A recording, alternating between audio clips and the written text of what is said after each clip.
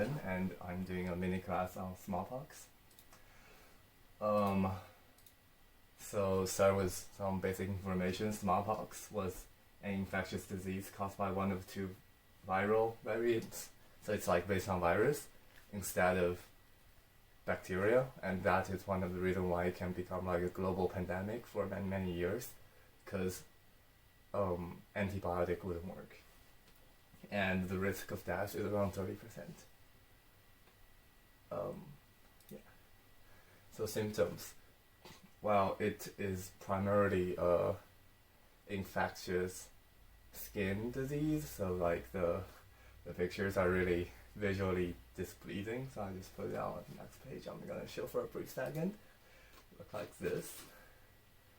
And also like in addition to the skin reactions, there is also like a regular fever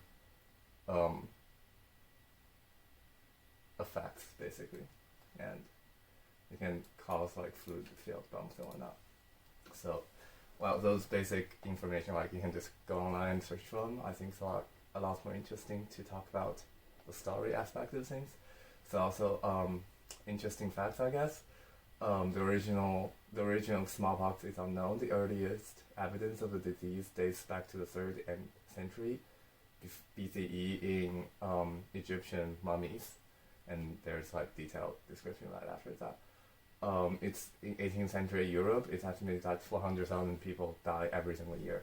This is like a very large amount of people, and that's partially because there is no medicine to treat it. Smallpox is estimated to have killed up to 300 million people in the 20th century, and around 500 million people in the last 100 years of existence.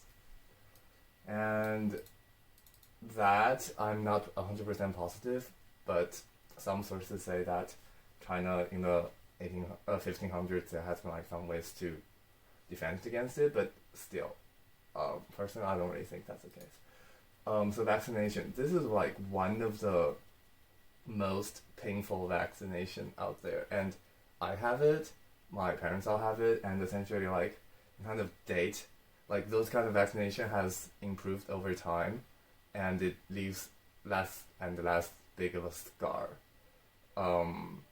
Like on older generations, it's not just a dot, but instead it's like a cross. It's like a huge cross on the skin, and it's gonna leave a scar for the entire life.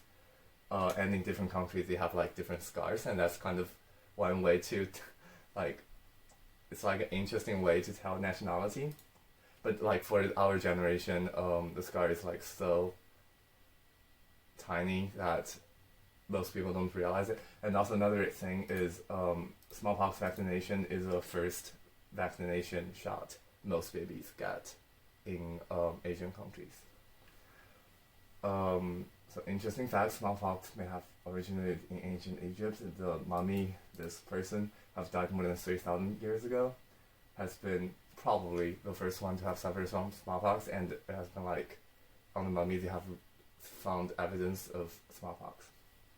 And the World Health Organization officially declared the eradication, so basically you want to remove all the samples and like limit it altogether, so maybe future generations wouldn't need to be vaccinated or like to defend against it, because it's a virus, so like once it's done, it generally wouldn't like reappear again, sort of.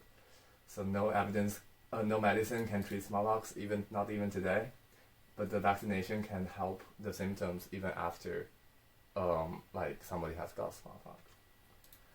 So biological warfare, it's just like another level of storytelling, sort of. Several countries have considered using smallpox as a biological weapon in warfare. During the Four-Peak Siege of 1754 to 1763, British considered using smallpox against France and its Native American allies. And in addition to that, the Allied Britain also sent immunized smallpox patients to infect American troops during the American Revolution, and this is like considered like a fact historically. And this is like a huge paragraph, but I found it like super interesting. Anyways, so during the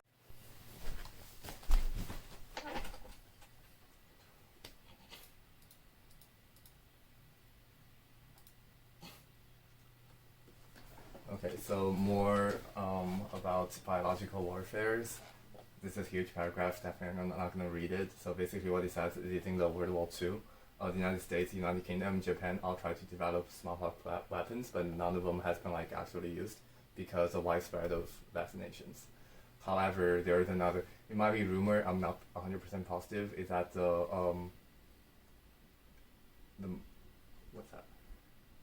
Russian? Soviet, okay, so basically the Soviet Union has developed smallpox weapon that is vaccine resistant, and they have like 20 tons of it in a warehouse to be distributed, but it was not like really verified as like something true. And later the World Health Organization has declared to purge all the samples, which because it's a viral based disease or pandemic, it can be like really effective in like future generations. But there has been like controversial voices. Some believe that it should be like capped, while others just believe that although those samples like may be helpful in future development, it's not like worth of it anymore. So what can be learned? Vaccination is necessary and safe. I've learned that there is like a surprisingly large population that believes that vaccination is like harmful. But like it's kind of important to understand the fundamental differences between like a bacterial caused disease and a virus-oriented disease. Because the virus is basically just a DNA or RNA, and how it works is that it is like, it's almost like a foreign generic information that has came into a human body, and it's somehow effective in making the human cells to believe that it's something worth duplicating.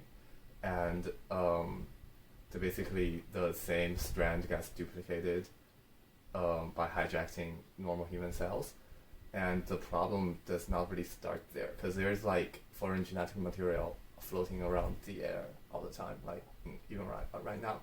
The problem is somehow those lucky genetic materials are capable of fooling the white blood cells or like other cells in human that are supposed to detect and eliminate those foreign genetic materials, to believe that it's not something foreign, or it's something that can be kept, sort of. And the vaccine, all it does is that, like traditional ones, of course, they teach the white blood cells and those type of larger destruction sort of cells to know what are foreign and what should be eliminated. However, like there is also really late like DNA technology with CRISPR technology, basically. But that's like a whole nother topic. So basically what happens is, with recent developments, humans can program DNA, literally like a code. So basically you can put in any DNA and produce it rather cheaply. So instead of trying to use what is originally a part of the virus, you can start from scratch and be even more risk-free. Because like originally you're still trying to get like a part of the virus and deactivate it and teach the human with that. And now what you can do is you can start something completely new that can reach the same effect. And it's probably risk-free as far as my concern goes. Of course, on the other side, it's also dangerous because also like as a part of the biological warfare type of thing, it can be targeted to a specific group of people, and it can be really effective and cause like global pandemics.